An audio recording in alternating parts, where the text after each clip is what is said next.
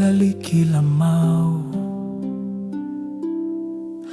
ndiyo nchito yomwe Yesu akutuma udziwe kuti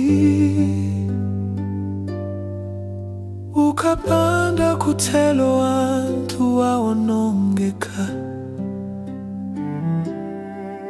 Kodi ndiwe mulaliki uja wa ulesi, kapena ndiwe mulaliki wa mamata? Ukungowopa amene angapetupi, kuleka amene angapeso mzimu. Lalikila mau,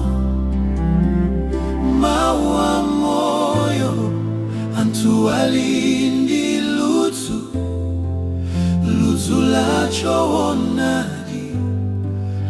Usawope anthu atelo mbukumo, limba mtima chilimika.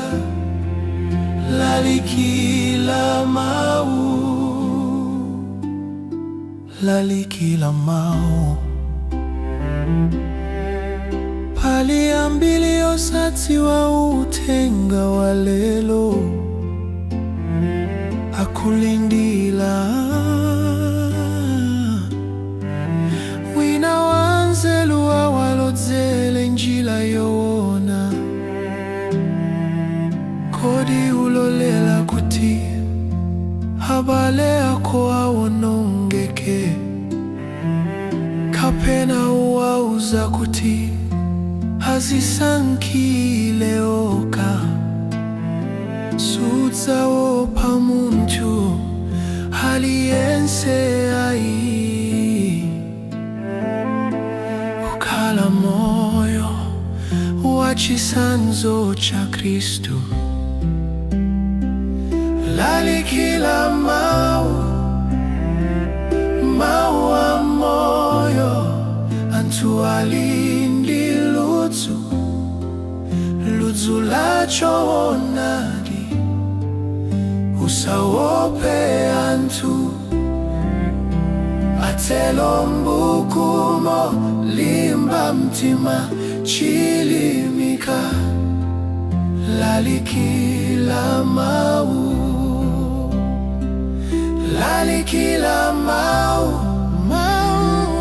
mau a moyo, anthu alindi ludzu, ludzu la choonadi.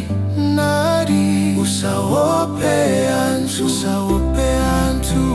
atelo mbukumo, limba mtima chilimika. Lalikila mau. Mfela iwe mwana wa Mulungu, uchedwe lanji kuwauza anthu.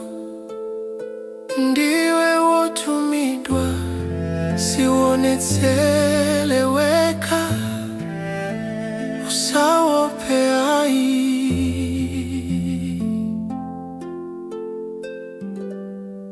lalikila mau.